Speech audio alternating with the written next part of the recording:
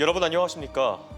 전국 의대 정원 확대 수요 조사가 발표된 가운데 의대가 있는 지역 대학 5곳도 현재의 3배가 넘는 정원 확대를 희망한 것으로 나타났습니다. 대전의사협회는 여론에 휩쓸린 의대 정원 확대에 반대한다며 강행할 경우 파업도 불사하겠다는 입장이라 갈등이 커지는 모양새입니다. 고병건 기자입니다.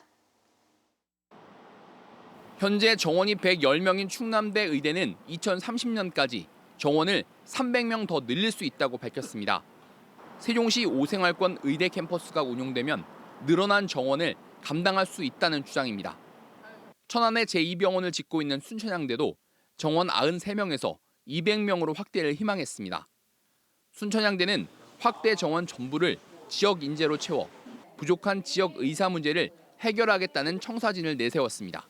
지역에 있는 우수한 인재들을 우리 대학이 흡수해서 그 우수한 학생들의 의료 인력을 만들고 그 학생들이 지역에 정주할 수 있는 미니의대인 건양대와 을지대, 천안 단국대도 각각 지금의 2.5배에서 3배가량 증원을 요청했습니다. 지역 5개 대학 수요가 모두 반영되면 의대 정원은 현재 332명에서 3배가 넘는 1,079명으로 늘게 됩니다. 하지만 대전의사협회는 강력히 반발했습니다. 여론에 휩쓸린 의대 정원 확대는 강력히 반대하며 이번 발표는 각 대학이 몸집 키우기에 혈안이 돼 있다는 것을 보여줄 뿐이라고 비판했습니다. 수가 인상 없이 정원만 늘린다고 필수 의료 분야 기피 경향이 바뀌지 않을 거라며 의대 정원 확대를 강행하면 파업도 불사하겠다고 경고했습니다.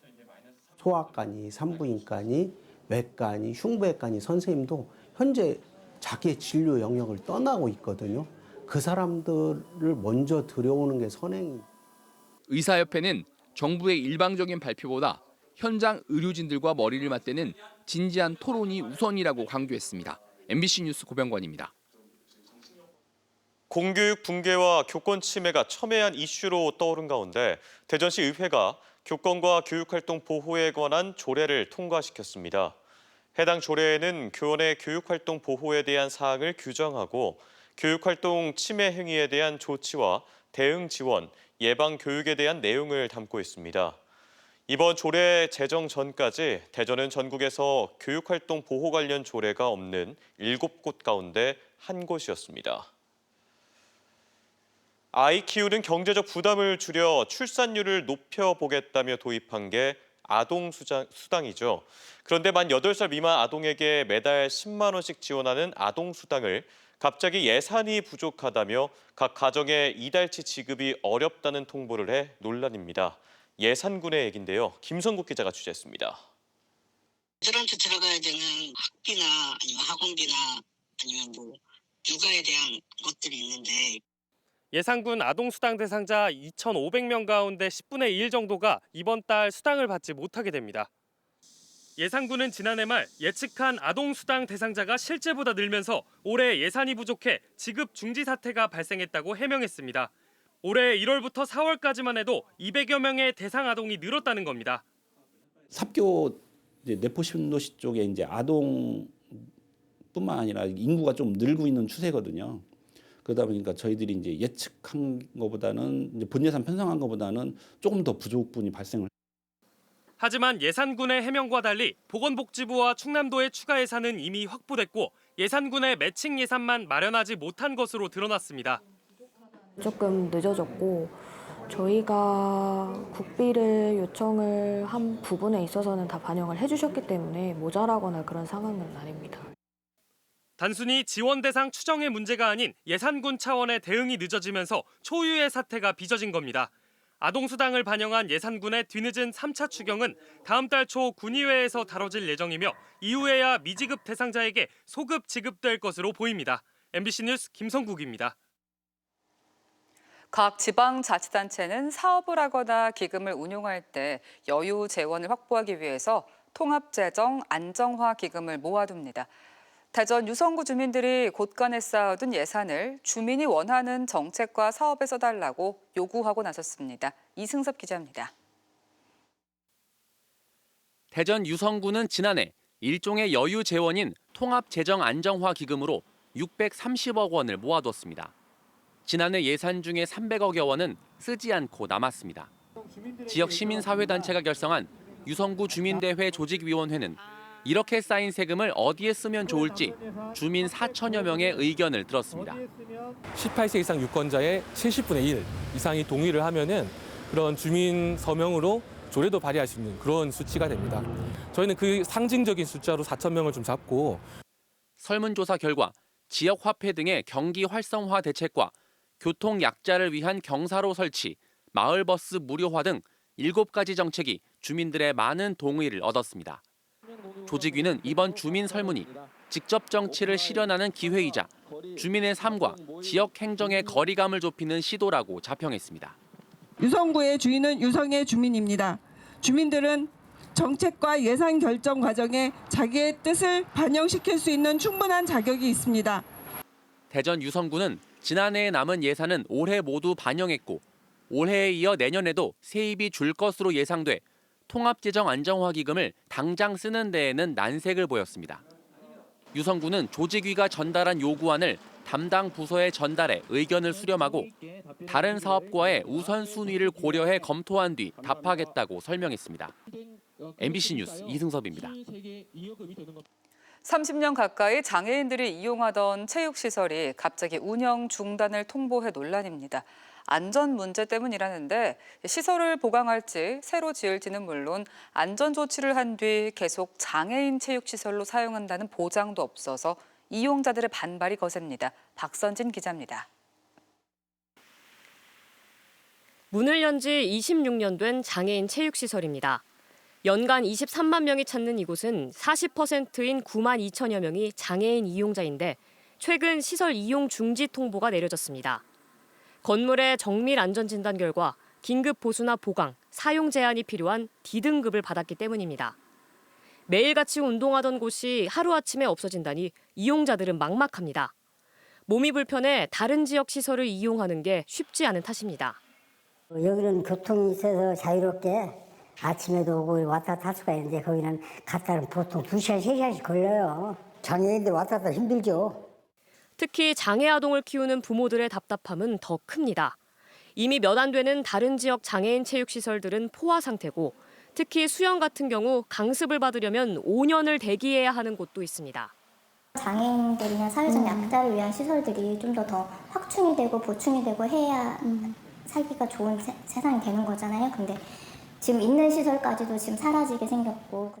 더 큰 문제는 시설 보강이든 신축이든 안전 조치를 한 이후에도 장애인 체육시설이 그대로 유지될지 알 수 없다는 점입니다.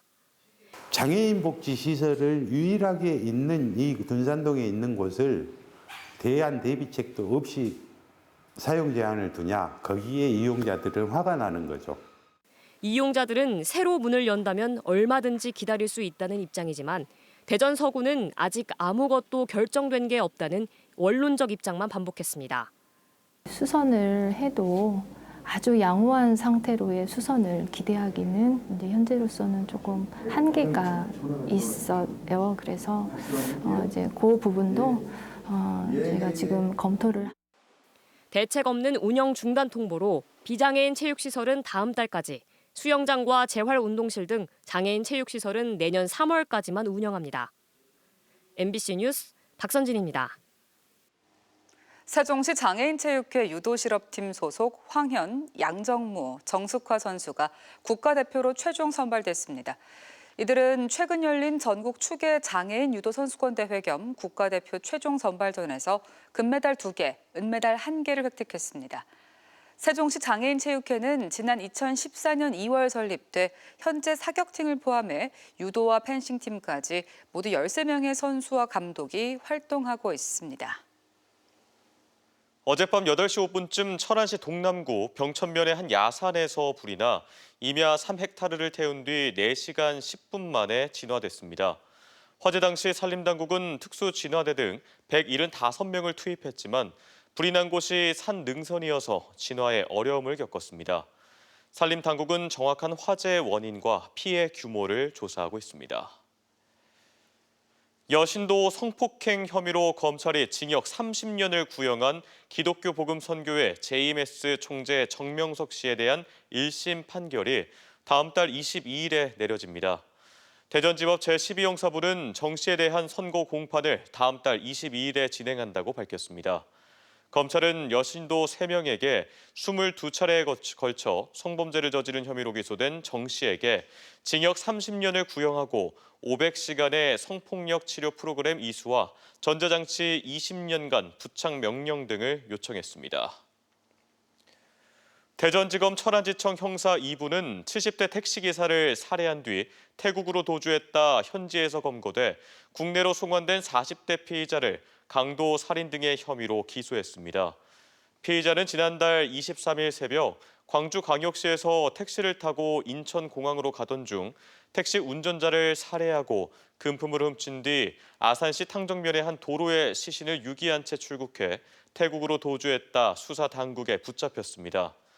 검찰 조사 결과 피의자는 결혼자금 마련을 위해 범행을 저질렀고 피해자 휴대전화를 이용해 자신의 계좌로 1,000만 원을 이체한 혐의도 드러났습니다.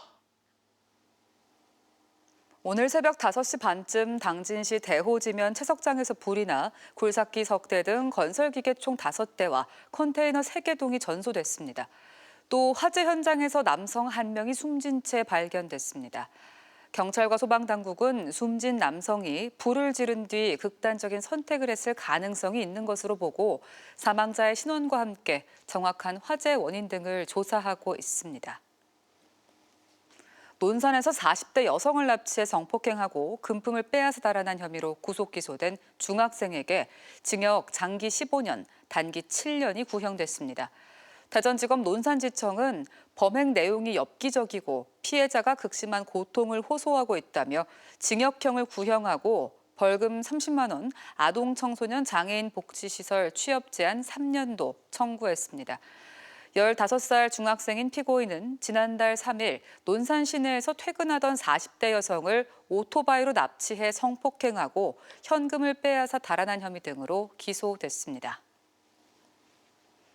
충남도 보건환경연구원은 지난달 댕기열이나 SFTS 등 곤충 매개 전파 감염병 의심 검사 167건을 진행하는 등 지난해 같은 기간보다 검사 건수가 1.5배 급증했다고 밝혔습니다.